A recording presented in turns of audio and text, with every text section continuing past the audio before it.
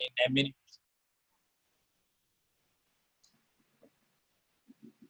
Okay, yes. So any other question you have before we start, Professor Peltier? Good to go. Okay. Okay, so let me start then. Hello everyone, good morning, good afternoon, good evening, and good night, wherever you are. And I am Mong Neo, and I am the co-chair of Indigenous Knowledge and Academy SIG under CIS, Comparative International Education Society. This is one of our bi-monthly webinar series, and it is my pleasure and honor to welcome Dr. Sharla Peltier, a professor at the University of Alberta, and Sharla is a member of the Lone clan in MG Cunning.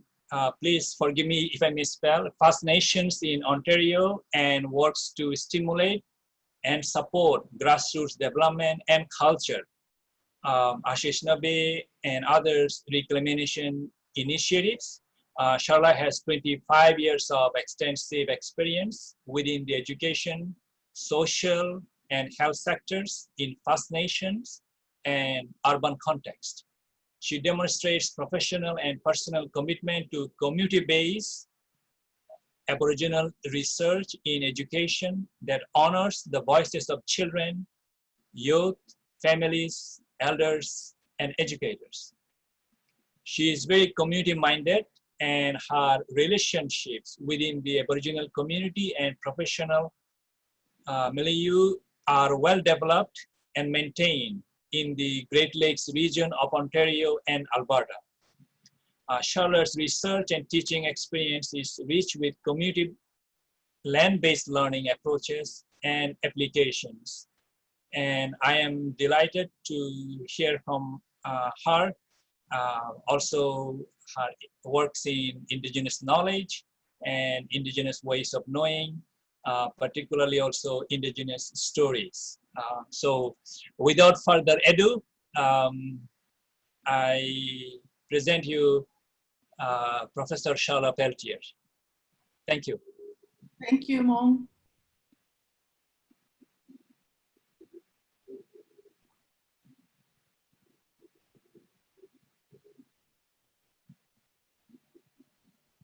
And you can share your PowerPoint slide too, so please feel free. Okay, that's what I'd like to do. Oh. This is not the PowerPoint. Yes, I think we can see it now. Thank you. Okay, good morning, everyone. Thank you so much, Mong and Rebecca, for hosting this webinar. I'm really excited to share with you a little bit about my research today.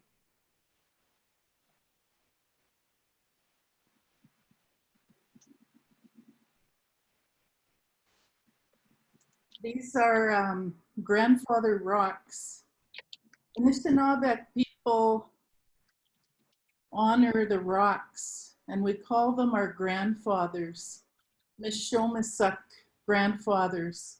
And the reason for that is the rocks are the oldest part of the creation here on Turtle Island. And it's the rocks that remember everything that ever happened here, everything that was ever said here. And the rocks hold the memory of the place and the people and all of the life. And so a lot of Aboriginal people in Canada and on Turtle Island, we have a very close relationship with these grandfathers. And so I'd like to introduce myself. according to the traditions of my people. And I'm acknowledging Gonani Gonijik. Gonani Gonijik are the ancestors. And I also acknowledge Odenong, where I grew up and where my heart is. Bojo, Skobanesikwa Dishnakas, Long Dodem, and Jikaning Donjaba, Anishinaabe Kwatandiao. I said my Anishinaabe name, Red Earth Woman, Gokikwe. I'm a member of the Loon Clan, Minjikaning First Nation, also known as Chippewas of Rama, in Ontario, Canada. So greetings. With gratitude, I acknowledge my mother, Peggy Manette from Golden Lake First Nation, my father, Ivan Douglas, and my paternal grandmother, Emma Douglas, who raised me at Minjikaning. Elders and knowledge keepers and language keepers for their support and guidance. The late Peter O'Chise Ba, the late Eddie Belrose Ba, Eva Cardinal, Eva Pascamin, and Mary Munia, Willie Trudeau and his wife Marie Eshkabuk, the late Lillian Pitawanakwet, Leland Bell, and my husband Stanley Peltier. My colleagues and mentors, Dr. Jessica Ball in Early Child Development, Language and Culture, Dr. Jan Bewley, Multiliteracies in Education, Dr. Janice Huber, Relational and Familial Curriculum Making, and Dr. Stephanie Pine, Land Story Mapping. Also my children and my grandchildren and students who have been my best teachers. I grew up in Minjikaning, Chippewas of Rama First Nation, on the shores of Lake Couchiching. My husband, Stanley, and I raised our children in Wikwemkong, unceded territory on Manitoulin Island, which is located in the northern part of Lake Huron, Ontario, Canada. I'm grounded within Indigenous epistemology and Anishinaabe philosophy that's reflected in Anishinaabemowin, the Ojibwe language. I'm an Anishinaabemowin learner. And as Mong mentioned, I'm currently an assistant professor in the Faculty of Education, University of Alberta. I draw on Anishinaabe language, culture, and thought to inform my scholarship and engagement in decolonizing the social and learning spaces in higher education. So miigwech, everyone, thank you for being here this morning. I have 3 goals for this presentation. Oh boy. Oops. Firstly, I'll describe an Anishinaabe epistemic research framework and an Indigenous story method approach. I'll share narrative data from story circles that included myself, my 2 adult sons, Benishish Gijik and Ashkirabikagizis, and my husband Stan, as we talked about our family experiences, thoughts, and values utilizing the Tikanaagan. And I'm hoping to inspire cultural reclamation and academic research informing individual and collective Indigenous wisdom seeking so that we can make a positive change in our social and educational worlds.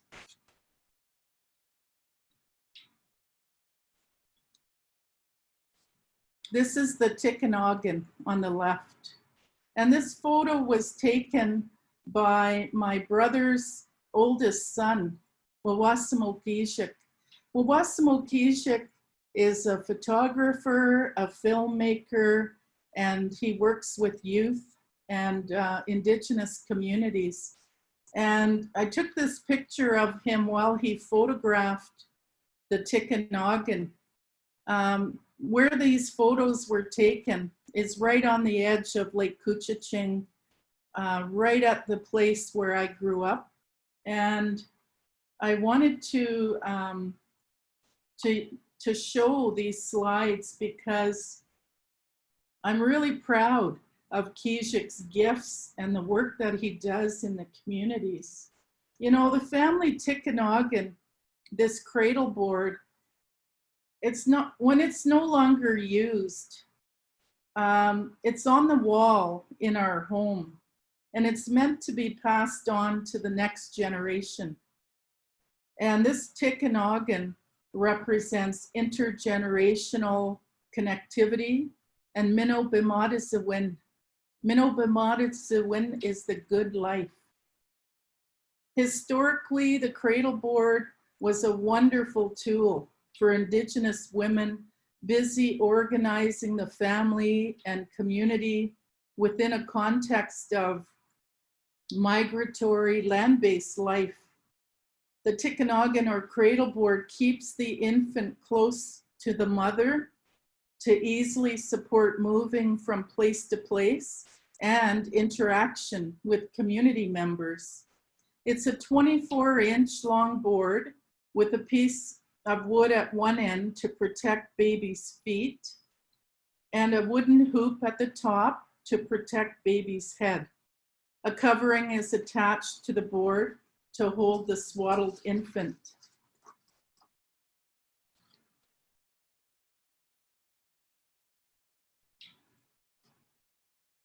There are a lot of negative stereotypes and misinformation about Aboriginal people in Canada and Indigenous people of the world. In this photo, we see some mothers, aunties, grandmothers with infants, toddlers, and young children. And this is a historical photo. And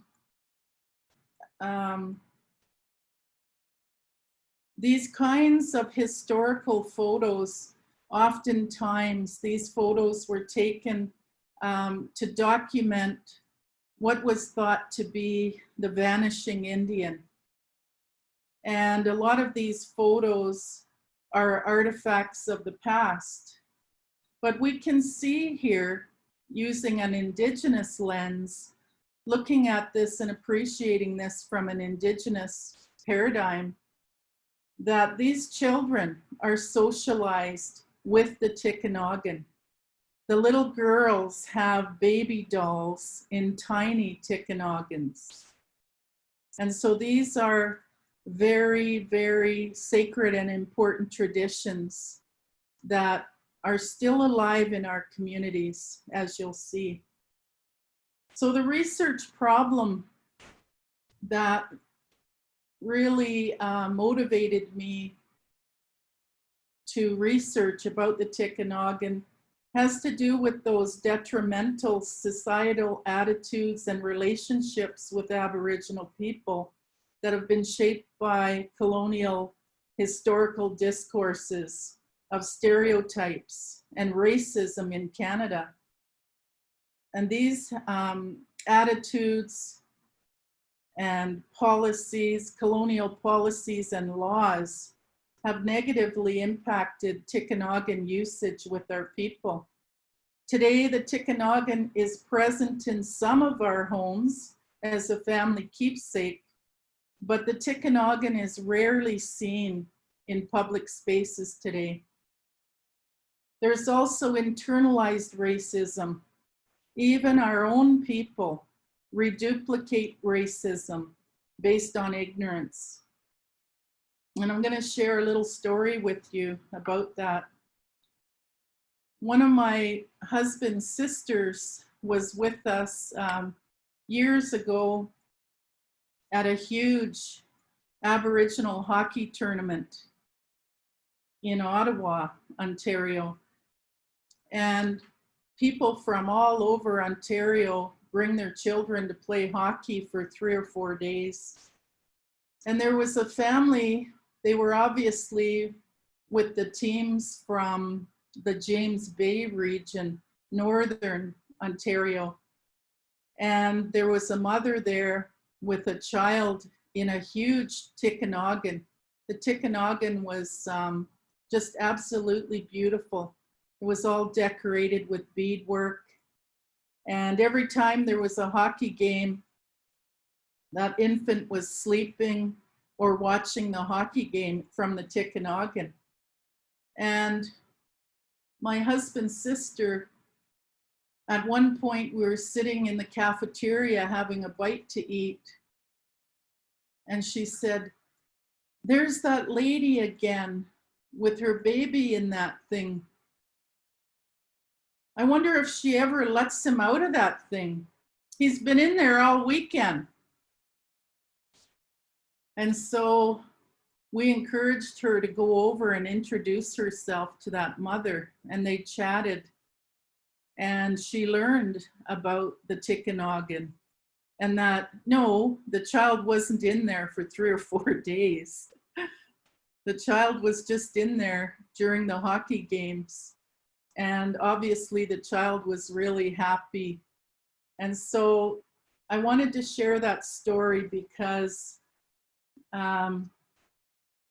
I think as Indigenous people, a lot of times we don't have the information about why it is that we have traditions and practices. And it's really important for us to be able to reclaim our understandings about those things, because everything has a reason. And our traditions are very, very important to who we are as Indigenous people. So here in Canada, we are in what we can call the post-TRC situation. So the responses to the calls to action and decolonization are underway, especially in the university where we work, and there's space now for this type of research and topics in the Faculty of Education. So this has been a long time coming, and even our provincial education bodies all across Canada have implemented policies and teacher quality standards now. So in Alberta, where I'm living now and where I work, teachers are to weave Indigenous voices and perspectives throughout curriculum and demonstrate personal awareness, furthering the development of knowledge, understanding, and respect for Indigenous peoples to enrich the learning experience of all students. And so that's part of the policy from Alberta Education that came out 2 years ago. The harm of colonial policies, laws, the Indian Act, Indian residential school era means that today many teachers and Indigenous peoples themselves know little about Indigenous knowledges, histories, and cultures. A transformative process of individual and collective Indigenous wisdom seeking is underway today. This beautiful photo, it's not beautiful because of me, it's beautiful because of that amazing stone carving. It was taken by our education faculty communications person when I started my work at the University of Alberta 4 years ago. So I was welcomed in a really good way, and an announcement went out to introduce me to everybody. It was a happy time. The bear, Makwa, makes me think about the teaching about Mother Bear, Mother Makwa. She sleeps all winter in her lodge, and then when she gives birth, she rolls over in February Makawagizis. Makawagizis is the month of February. She pokes her nose out of her lodge to see if spring is here. Did you know that baby bears are born with their eyes open like us two-leggeds? Other four-leggeds, when they're born, their eyes are closed. Makawe refers to the process of waking up and reminds us to attend to being wakeful. So, for us in the winter, after months of storytelling and hearing some of those stories more than once while there's snow on the ground, we reflect and we become awake to deep, meaningful connections that inform our life. That's the power of oral storytelling and a spiral learning process that I'm going to share with you. I'll talk a bit more now about what motivated me to engage in this Tikanaagan research project. The power of attitudes, beliefs, and values in society to transform educational spaces and respect for Indigenous thought and ways of being. Things like cultural parenting and socialization practices are foundational for equity in society. Indigenous people lead by doing. We have a responsibility to walk the talk. For me, academic writing and research has to be based on my lived experiences within Indigenous community contexts. So much has already been written about theory, Indigenous ways of being and knowing, and I dedicate time and build relationships at home and in urban, rural, and First Nation communities to teach about and document lived cultural traditions. As an Indigenous scholar, I cherish the stories and am honored to be able to bring Indigenous story method to life in my family. The research process raised the importance of talking about family experiences and the significance of why we do some of the things we do with our children. Family rituals are grounded in cultural beliefs and values, but oftentimes they fall by the wayside when considered meaningless in changing times. Indigenous people can't assume that future generations deeply understand cultural practices and traditions and will value the Tikanaagan with motivation to pass it on to their children and future generations. Those of us who are awake to the Tikanaagan as a powerful way to nurture the young child should teach about it. I always tell my students, international students in particular, everyone is from somewhere and all peoples have original instructions to guide living a good life. Minno Bimadazawin. And I always encourage Indigenous scholars to research their own cultural, family roots and languages and build and celebrate cultural identity and wisdom, so much needed for societal transformation. This is a photo of our family Tikanaagan. It's standing up against the wall there, and my nephew Kijik Douglas took this photo too.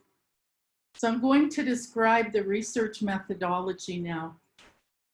An Indigenous storytelling methodology honors the oral tradition and connects us to personal meanings and traditional knowledges of our past for future generations. Since knowing and story are intertwined, Cree scholar Margaret Kovac said in 2009 that using a story method of coming to know is rich with interpretation and subjectivity. According to Indigenous research methods, each context and project is unique and aligns with local, place-based protocols and ways. So in this, I used an Anishinaabe story circle method in my Master of Education thesis in 2010 with young children. as well as in my doctoral research with school children in 2016. My family's experiences and thoughts about using the Tikanaagan in the child's first year of life are documented in this research through narrative data. This presentation today describes Indigenous story method research that gives back to the family through the honoring of cultural traditions and oral knowledge transmission, including listening, storytelling, meaning making, and a reflective process for deep knowing. This research process is centered within an Anishinaabe epistemic research framework, honoring cultural principles of respect, reciprocity, responsibility, and kindness. In order to uphold an Indigenous methodology, specific story circle procedural guidelines and ethical, relational, cultural protocols were followed. This is an early family photo. So on the left is our son, Beneshishgijik, and then myself. And then in the Tikanaagan, we see Ashkidabikagizis and my husband, Stan, Epin Gishmaktanine. And this picture was taken by Stan's brother, Nixon Ba. We say Ba to indicate that brother Nixon has gone on to the spirit world. Nixon Ba took this photo.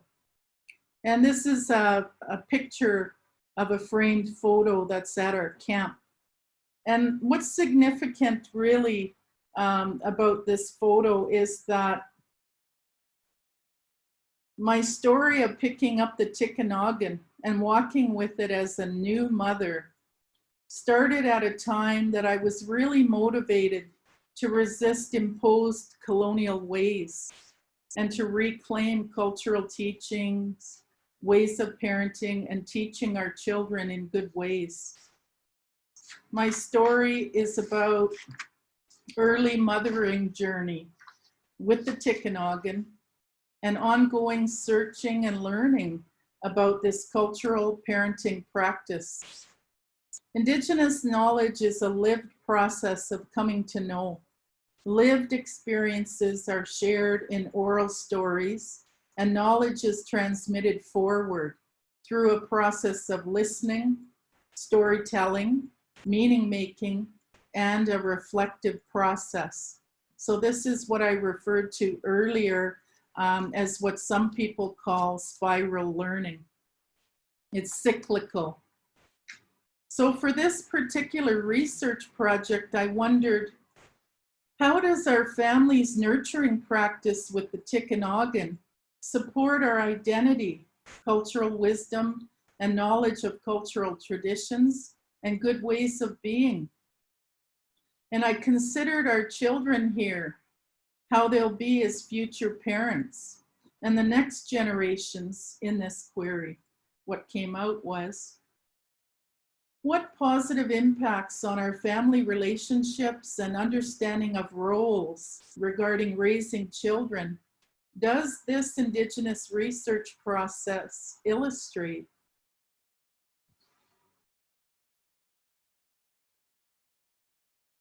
This is a photo of my tobacco pouch. We call tobacco a sema. So there's a sema in this pouch in my left hand. So I'm going to talk about the story circle data gathering process and the Anishinaabe cultural, ethical research protocols. Story data from my husband and 2 adult sons about their experiences and values regarding the Tikanaagan are presented in the research project to inform an ongoing process of researching. A researching journey or spiral learning process unfolds in lifelong learning. The stories we hear again, new stories and teachings, Observations and experiences inform new understandings or deep learning. Deep knowledge is put into our learning bundle and carried forward. Our ancestors left bundles for us: language, teachings, sacred items, and stories to help us acquire Nibwa Kawin, wisdom, Nibwa Kawin. A good relational way of being means reciprocity in sharing, in relationships. So before anyone gathers food or teachings, for example, a sema, tobacco, is offered. So before I gathered with my family in story circles, I approached my husband and 2 sons individually with humility, and I offered them a sema, and I asked for their support. I spoke about what I wanted to understand better, and I asked them to talk about their personal experiences and to share stories, adding to the knowledge. Each of them accepted the sema, and the research project also aligned with Research Ethics Board criteria at the university. So I obtained signed, voluntary, informed consent, and my family members permitted audio recording and transcription of their contributions in the project. And afterwards, I gave them each a copy of the transcribed stories and invited them to make revisions or to remove any segments.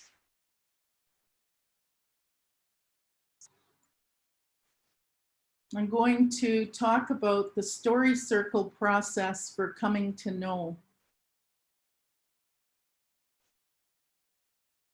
and why I used the story circle method. The story circle brings everyone together to talk about their thinking and experiences, with opportunity to listen and learn from each other, informing ongoing investigation and inquiry. Participants embody the shared experience, and each individual's curiosity, critical thinking, remembering unfolds deep knowing over time. Like that process gets set into motion through the story circle. From within an Anishinaabe paradigm, stories are retold to transmit knowledge, and the storytelling process in community creates new knowledge. That's what that spiral in the center and that fanning out indicates, is that creation of new knowledge. We honor stories shared by restoring, and these stories become a part of us. We pass on knowledge through the oral tradition. And I appreciate what Elder Peter Ochispa used to say to me when he wanted me to listen to an important teaching and to reflect on it over my life path journey. He used to say, "I want you to twice understand this." So I value the pedagogical process in my classroom, not only as a teaching strategy, but also for ongoing learning. I used story circles as a pedagogical strategy for oral knowledge transmission in my doctoral research with elementary students. And I used story circles as an Indigenous research method in my Master of Education research with young children. The story circle process creates space for learning in a holistic way that taps into many aspects of the learner. This benefits people of different cultural backgrounds, abilities, interests, and increases opportunity for learning to appreciate different perspectives and worldviews.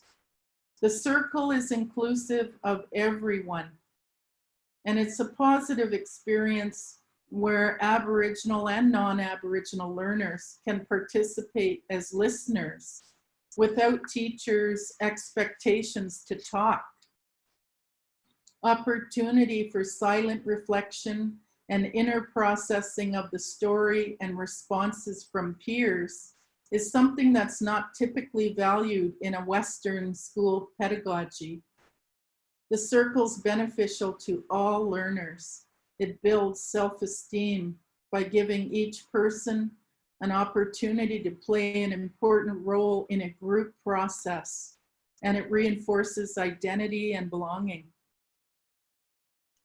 This is how the story circle worked in my research about the Tikanaagan. We sat in a circle with a candle representing fire at the center of our fire circle or our community.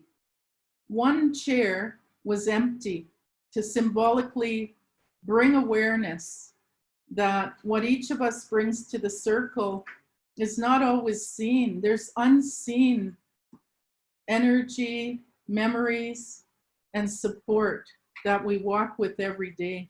Our ancestors, our stories, and our experiences. And so this empty chair, it also acknowledges those of us who are unable to join today because we weren't able to have a story circle with our two sons together because at the time they were living 200 miles apart from each other. A stone, Mishomis, was held by the person who had the floor, and it was passed in a clockwise direction because the heart leads in this process, and the heart is on the left side of our chest. The person who had the floor was free to listen or talk. There was no expectation for everyone to speak. One of our sons was quite verbal. Our breath powers our voice. As it travels from the lungs, it passes by the heart. The speaker's truth is shared from the heart in story. Story circle participants listened and focused on stories shared. Each story circle participant's thinking, meaningful associations were stimulated by stories shared, and their own telling of a story was at times in response to what they had heard. The shared circle experience generates new knowledge. Over time, reflection and inquiry brought novel and deeper understandings to us, according to our new contexts and life experiences. And these stories continue to work on us. So a continual researching process is happening for me about the Tikanaagan. Even though this research happened 2 years ago, I'm still reflecting, questioning, and researching. This is a photo of my husband and I with our son, Ashkidabikagisis, after one of our story circles. Every story circle has a reason. In this research project, story circles shed light on the phenomena of Tikanaagan parenting practice. I extended invitations to share a story at the beginning of each story circle. Do you have a story to share about the Tikanaagan in our family? What does the Tikanaagan bring to mind about who you are and how we relate to one another in the family and community? What do you see in future about the Tikanaagan? Today's presentation focuses on the research method, but I'll take a few minutes now to share some of the data and outcomes. And the data is arranged according to story threads, and the research discussion aligns with this. So that's how the story method works.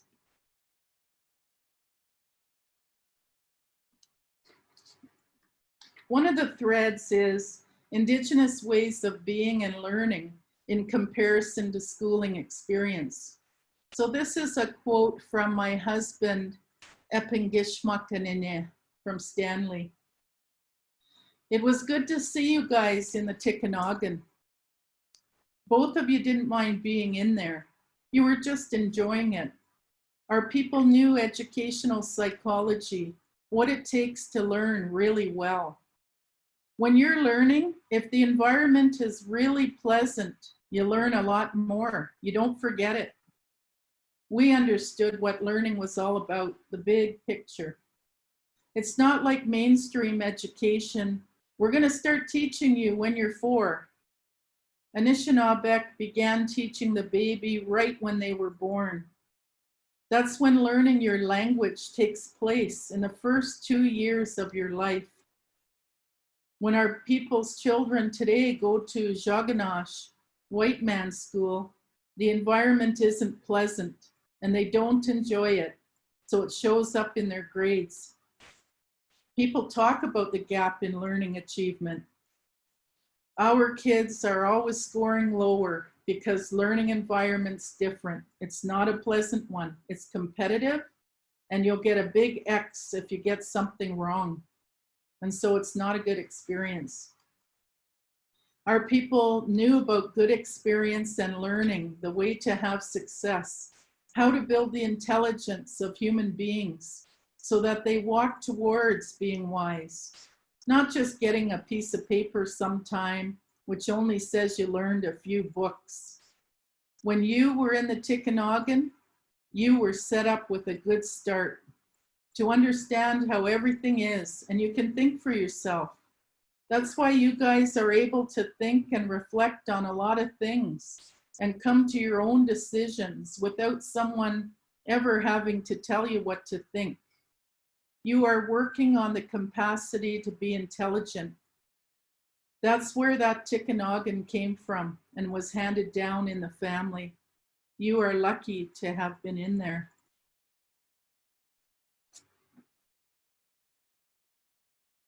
Stan's quote continued, "It's just too bad that people don't use the Tikanaagan these days. Our kids would be a lot smarter than they are. A lot of young people are getting into trouble because they didn't have that opportunity given to them to see everything going on in the right perspective, standing upright like a person, not just laying down looking sideways at what's going on."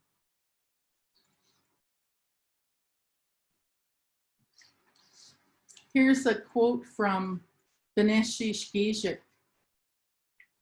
"Being put in the Tikanaagan as a baby, I was able to soak it all up. The baby is able to absorb it all because you're not distracted by what you can reach physically. You're able to develop an understanding of your environment, and hopefully it's a good one if you're lucky like me. I'm thankful I was there in the Tikanaagan, developing pathways in my brain to learn to live like that.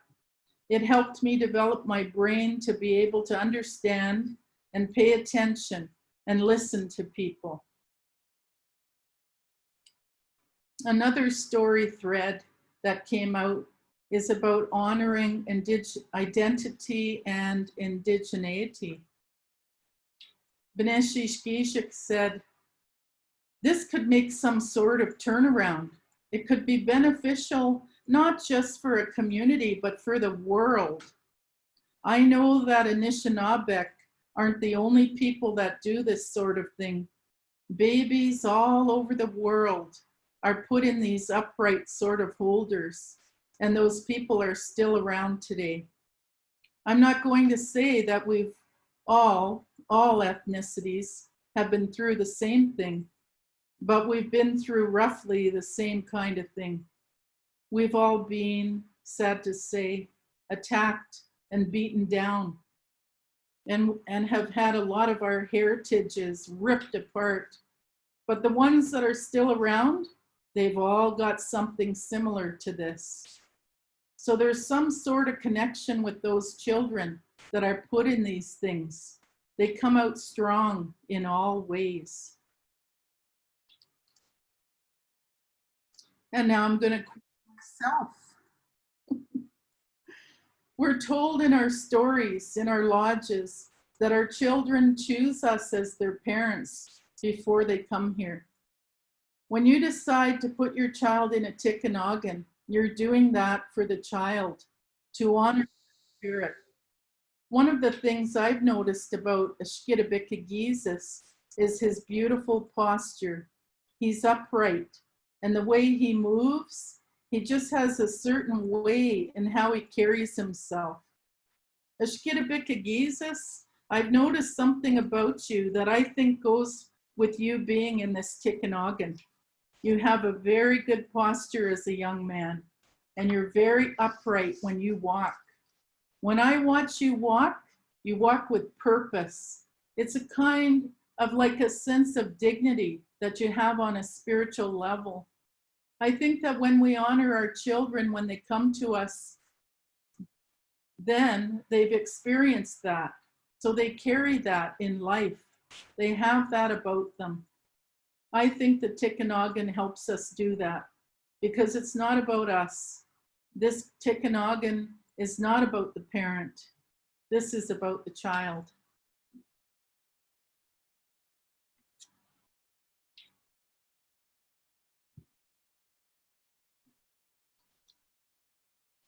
Another thread has to do with valuing the Tikanaagan and visioning forward. Ashkidabikagisis said, I hope it's used more, and I'm going to use one with my kid. It's a valuable tool for the household. And then Beneshi Shkijik,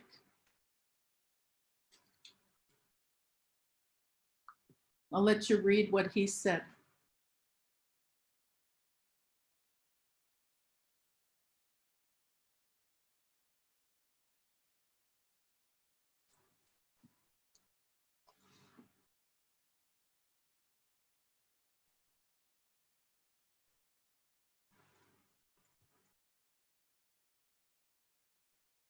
So here are a few of the outcomes from this Tikanaagan research and the Indigenous story method.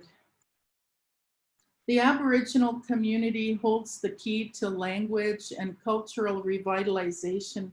Family and community systems and relational networks are strongholds to be better understood and celebrated.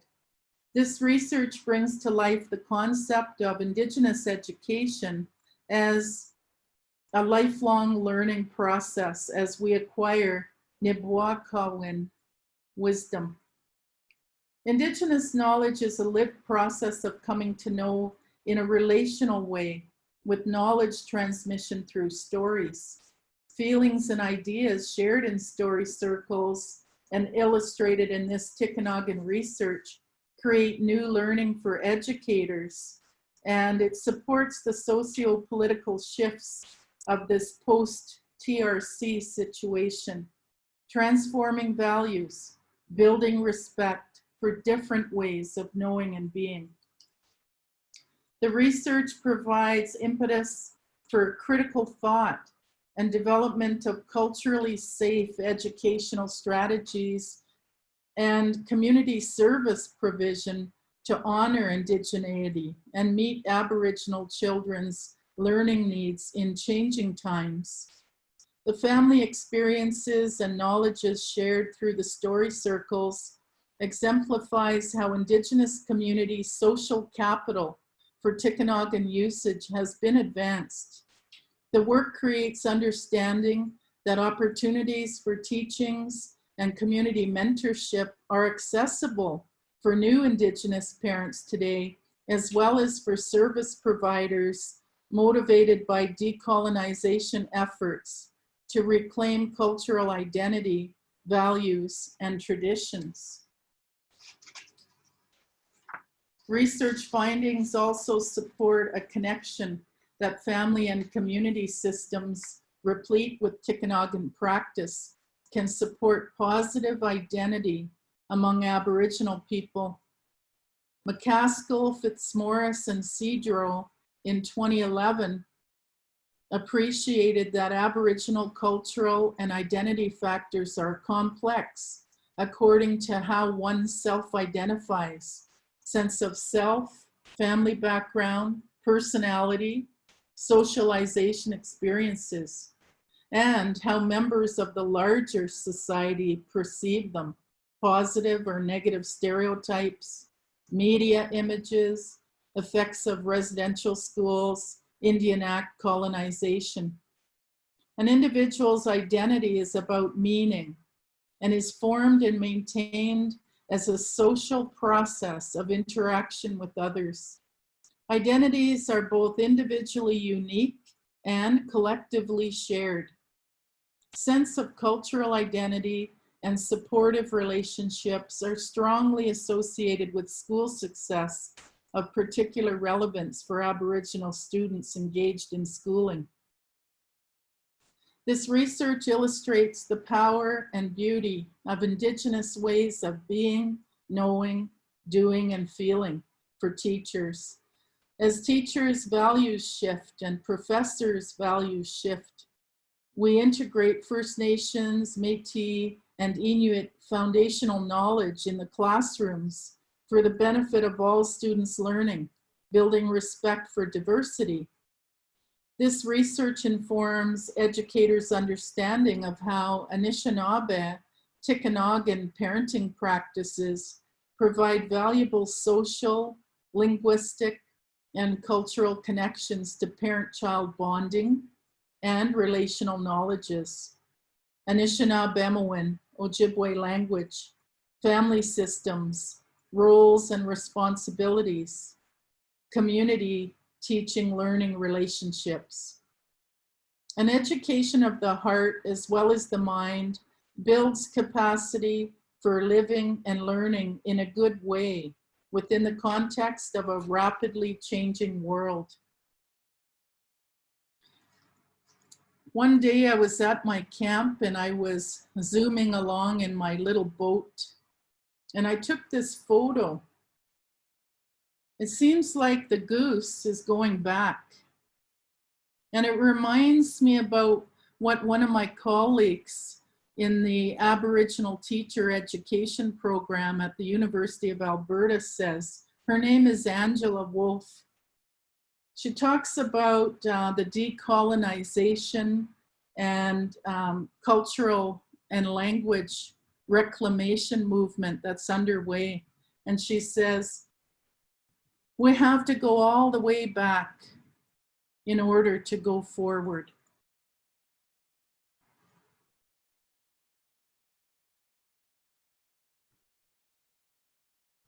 So miigwech, I appreciate your attentive listening and this opportunity to share with you. And as I've said, I'm always learning. I look forward to learning from your questions. And I really appreciate our developing relationship with CIES. Miigwech.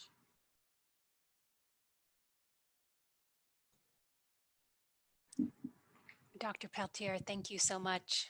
My name is Jennifer, and I'm one of the officers of the IK-SIG. I was a little slow in joining this morning, but I listened to your presentation and really appreciated it. So I wanted to let you know that there's still somebody here representing the SIG. I wouldn't want to leave you alone.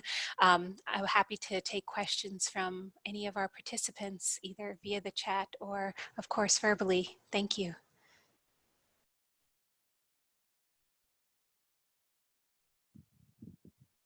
I can start if that's okay. Hi, thank you so much. Should we call you Professor Peltier or Sharla, or what do you prefer? You're muted. Don't mute yourself. Thank you. I'm Carol Benson. I'm a member of CIES, but in the language issues special interest group, but we've been paying a lot of attention to the Indigenous knowledge SIG presentations as well. And I see Kara Brown here. She's one of our chairs. So I just wondered if you could talk a little, you presented yourself as a language learner, and you used a lot of language when you were talking about objects, and also I think your children's names. and your self-introduction. So I wondered if you could talk a little bit more about the language issues in your work and in your life. And thank you so much for this presentation. It was really super interesting. Miigwech.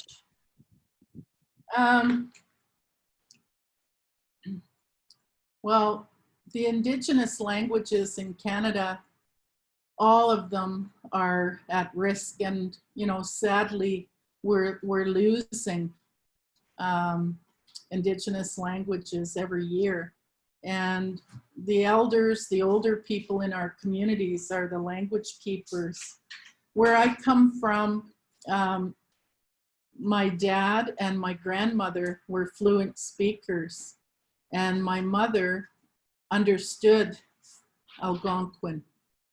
And these languages weren't passed on to the children. I think everybody understands that it's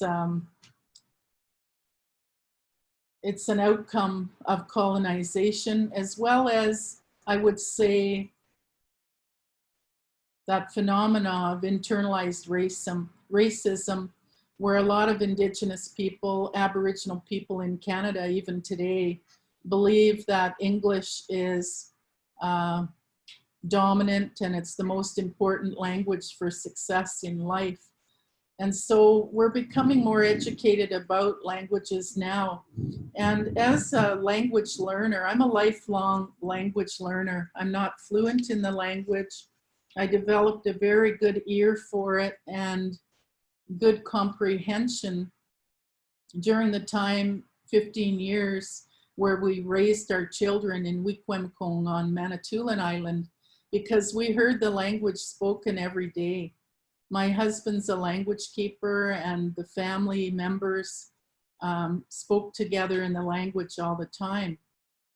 When I go home to Minjikaning, I don't hear the language. We have less than 6 keepers of the language today in my community.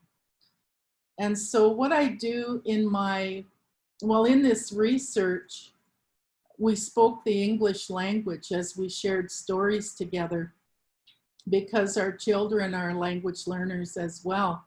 My husband could have told all the stories in Anishinaabe, but he used the English language. In my work and in my role as an educator, I really believe in bringing in conceptual knowledge and the philosophy of Anishinaabe people. And so my husband helps me so much with that. We talk and talk about the context of what I'm trying to say. What is it that I'm trying to express? And then he'll give me the Anishinaabe phrase or concept for that. And so when I use the language, a lot of times in my academic writing, it fits that specific context. And so I don't believe in putting a glossary or anything like that, because what would happen is people would take those words and concepts and then plunk them into a totally different context. And I think that's what happens a lot. We have all kinds of Indigenous language apps and dictionaries, and we can readily come up with something.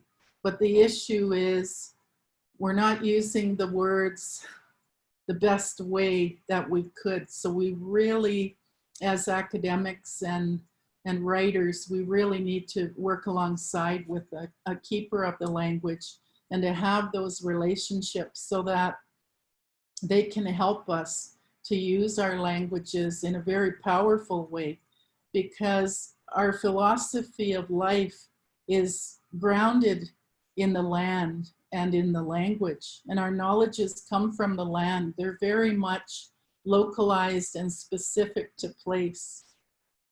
And so I think there are a lot of issues around Indigenous language reclamation.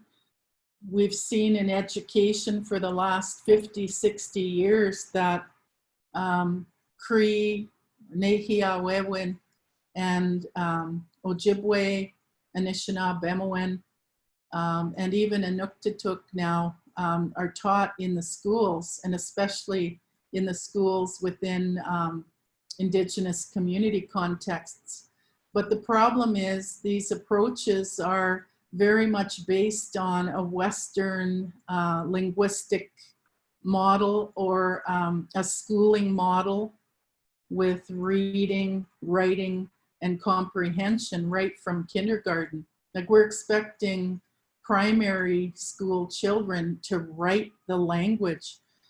Our languages weren't written until very recently. And so why are we expecting young children to start writing it right off the bat, talking about linguistic grammatical features, dialectal variation features, and all of that? So I really very much, I'm very motivated around language reclamation. And from my own experience, I understand that what's really required is a healing process. We have very deep wounds that have been inflicted on us by the colonial processes that we've endured. And in order for us to reclaim our languages, we have to heal so that we can pick up these language bundles without shame. You know, there's a shame factor.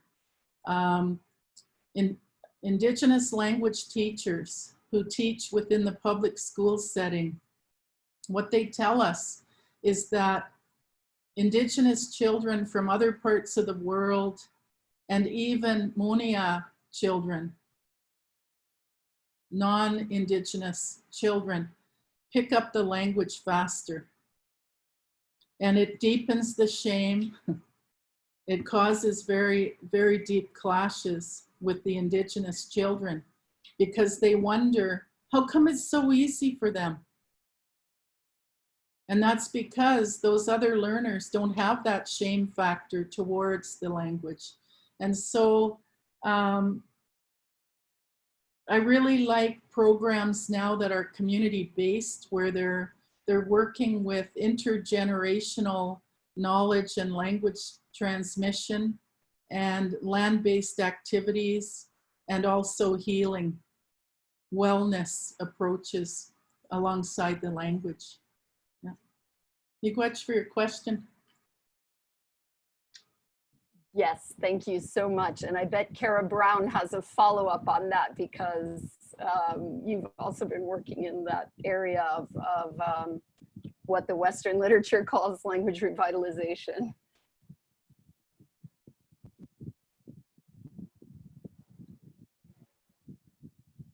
Any other questions, comments?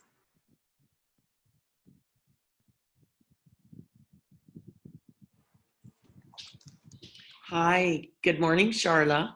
Morning.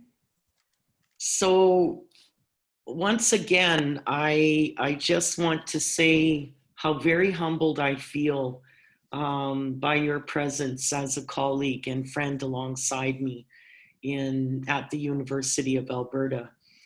And as I've been listening and learning and thinking with your stories this morning, I've really been thinking about what it would be like, and I'd like to hear your thoughts about this, the possibility of creating a course for the elementary students based on what you've been teaching and sharing with us this morning, as a way for them to start to think about and become more reflective about the fact that they are coming alongside children. And instead of, you know this about me, I'm on this movement of trying to shift subject matter from the center to much more pedagogical, relational ways of being with children. And so I wonder, would this be appropriate in terms of trying to think about a course where we're starting to think about how we come alongside children?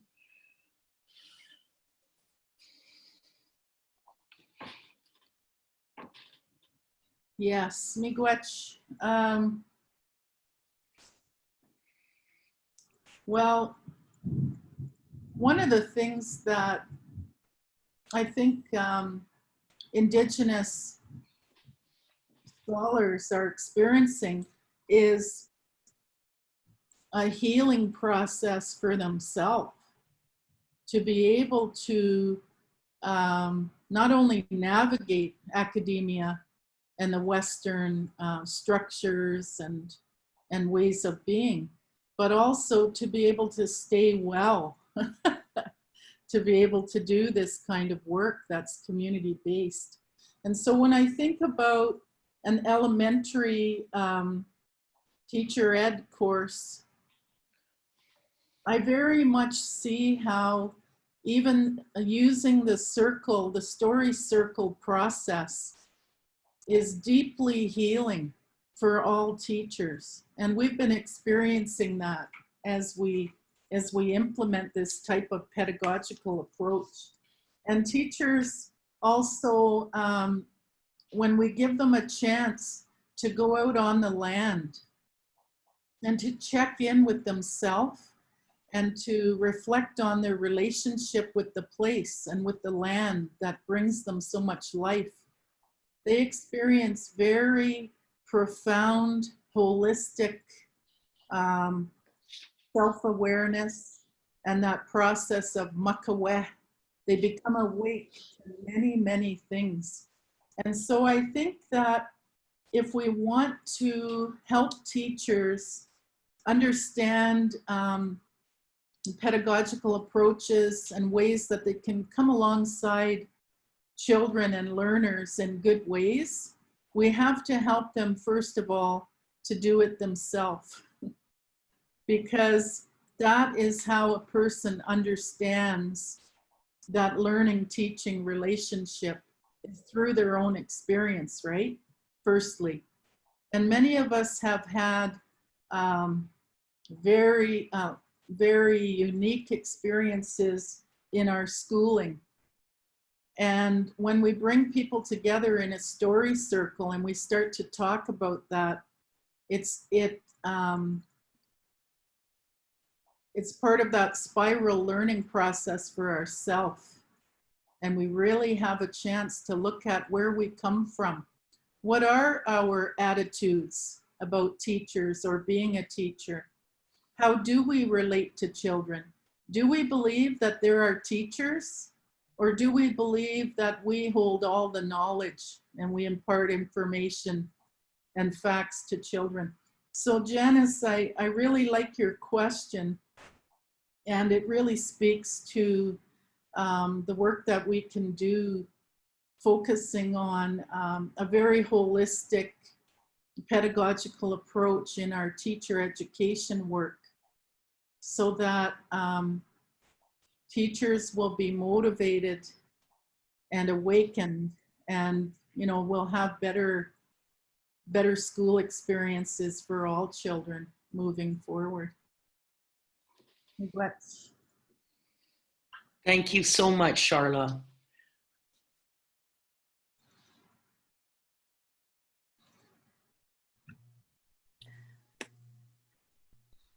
I'll jump in here. Hi, thank you so much for such a wonderful way to start August in this week. It was just such a special presentation.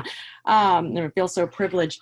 To follow up a little bit on Carol's question, I love your reference to the language keepers, and it seems like there's this tension in terms of the real problematic environment of the formal schools and also language learning in that environment, and then what's happening within families and within the community. Do you envision, or maybe you even have evidence of ways in which this kind of intergenerational learning could happen in schools, bringing the language keepers in, models and examples of ways in which the formal system could transform around language and cultural learning? Or are you a little bit skeptical maybe and think that most of this learning should happen outside of these formal school systems? Thanks so much. Good question. Well,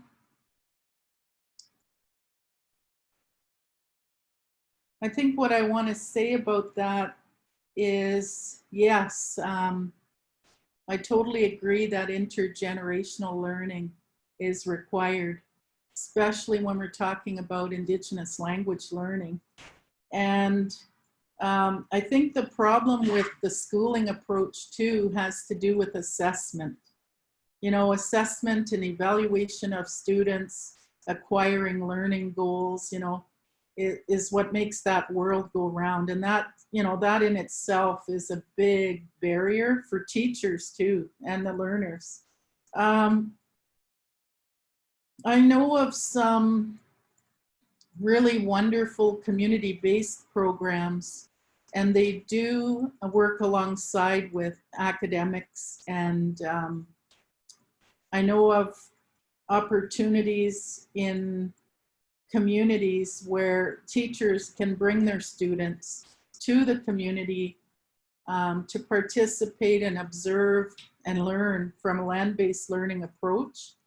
And I think those are good, but the only way that those ever happen is if the teacher has a relationship with those people and with the community. And that is the barrier, because of our shared history, a lot of Canadians have no relationship with Aboriginal people, none whatsoever. So, you know, it's part of all this process of some self-facing and some personal visioning for what we want in our lives as educators. And it always brings us to community.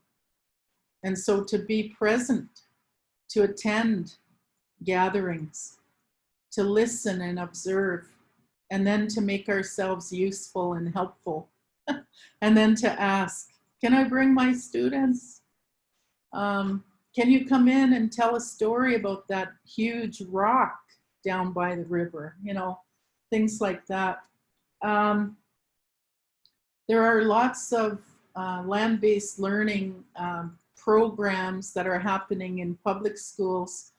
And what I find to be a little bit problematic about that is that it only gives the learners a glimpse of a very specific view or context of what's going on. And it doesn't allow for the children and the educators to appreciate the big picture. So if grandmother is going to come into the classroom and help the students sew moccasins, you know, in intermediate grades or high school, the students never get the chance to understand that whole relational process of how that moose hide came to be in grandmother's hands, and how the men, you know, went outside and offered their sema and talked about what it is that they need from the hunt and why they need that moose, and asking respectfully for that moose. And then the hunting process and the harvesting process and the preparation of every part of that moose so that the family and community can live with that nourishment and that sustenance. So all of that big picture, which is really, really important, because that is how we truly create relationship and respect for different ways of being, right? Like, isn't that the point of education? And we would hear the languages within the context of all of that. And so sometimes I think that the land-based learning movement is just a little bit too much a program. Sure, it's wonderful, but I mean, I think we can do better in our relationships. And yeah, so that's what I wanted to say. Miigwech. Thank you so much for that holistic answer. And I love the idea of twice understanding something. You know, it's like, yeah, I hope we can have access to this recording. I'll like listen to it again so I can understand it once more. Thank you. And you will have access to the recording. We will figure out, we posted at least to our Facebook page, and then we're working on figuring out ways to share it more broadly, this and the other webinars we've been fortunate to host. Yeah. We'll follow up via email as well for those who were in attendance.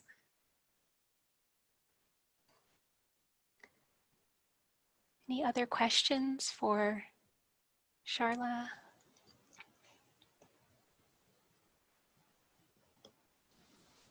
Hello. Maybe I could, oh good, somebody else.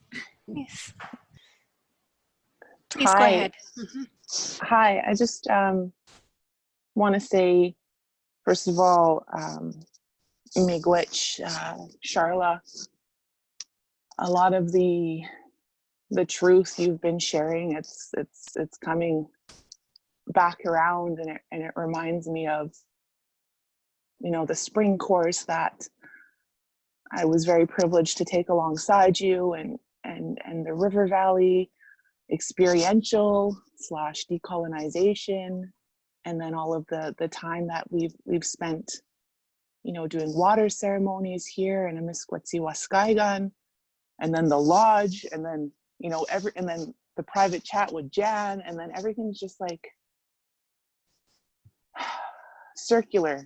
And I'm just so very grateful that the work that you've been doing for a very long time, it's not only staying here in Treaty 6, but there's like human beings from all over in this chat box.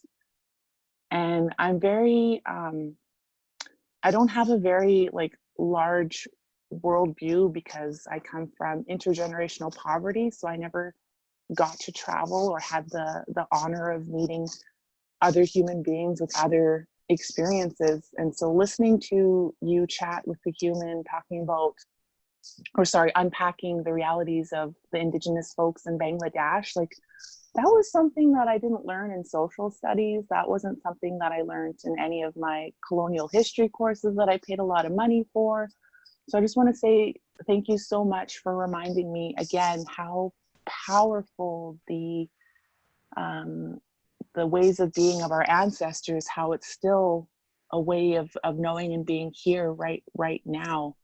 And it makes me think about the Indigenous Studies 30 class that I was very, you know, privileged to teach, and how there was such a struggle for the young folks to first of all sit in circle and be facing one another, but then a similar struggle with everyone assuming that I, as an Indigenous person, was supposed to know everything.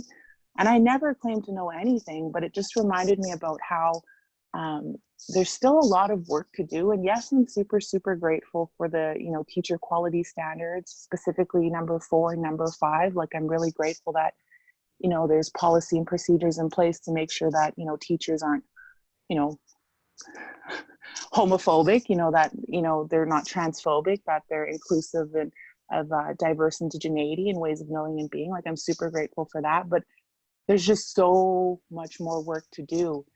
And on the comment made earlier about, you know, inviting folks into our classrooms and stuff, that was definitely something that I tried to do when I was doing my practicum. However, there's so many barriers in place. First of all, financial. Like, I'm not going to expect, you know, Elder Stan to come teach one of my classes for free, because that's bullshit. Like, why should I be asking my knowledge keepers, our elders to come in and do this heart, like HEART work, heart work, for free? And so I think a lot about how there's a lot of restructuring that needs to happen. I know that my son, you know, is no longer a part of Edmonton Public School Board, but in the new school that he's going to, I know when I check that box identifying his Aboriginal, you know, ancestry, that the money is actually going to, you know, programming specifically to support my son with, you know, healing from intergenerational trauma, creating space for Indigenous knowledge keepers to come into the school. So I think this is just my long way of saying that I'm super grateful that there's a lot of us that, you know, have these questions and have these wonders, and that are pushing to create that space so that, you know, our knowledge keepers and our elders can come into the colonial landscapes and first of all be, you know, reimbursed for their time adequately. I mean, we can't assume that these folks don't have rent and, you know, gas and, you know, we got to eat. Like, we can't expect this work to be done for free. So I just want to say, miigwech, thank you so much. And I'm super, super grateful to continue on this project alongside you folks. Miigwech, Cheers. I appreciate that so much. And that's, you know, that's why I think when we consider our own relationships and how we can learn so much for ourselves. And I think that's a very, very important part of this whole process.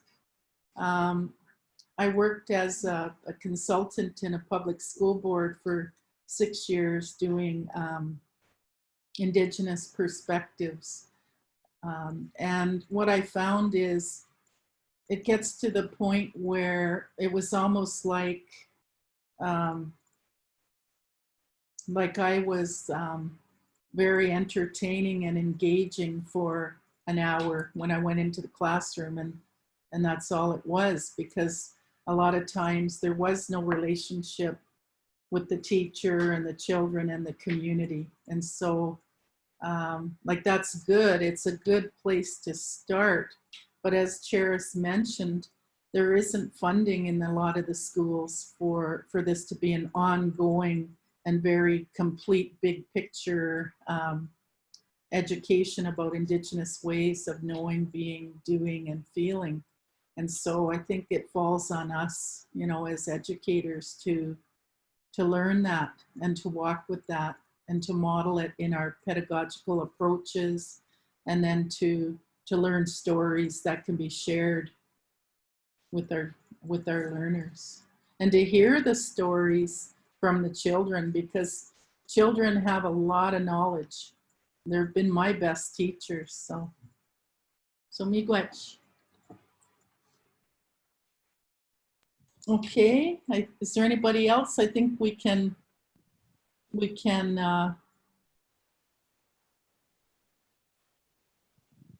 close this this webinar. People are nodding.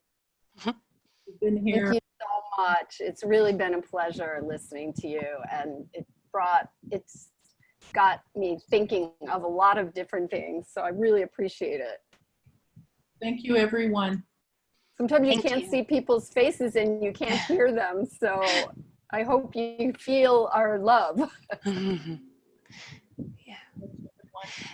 Thank you. We'll follow up with the recording. Thank you again, Dr. Peltier. Yeah. Bye. Mamapi.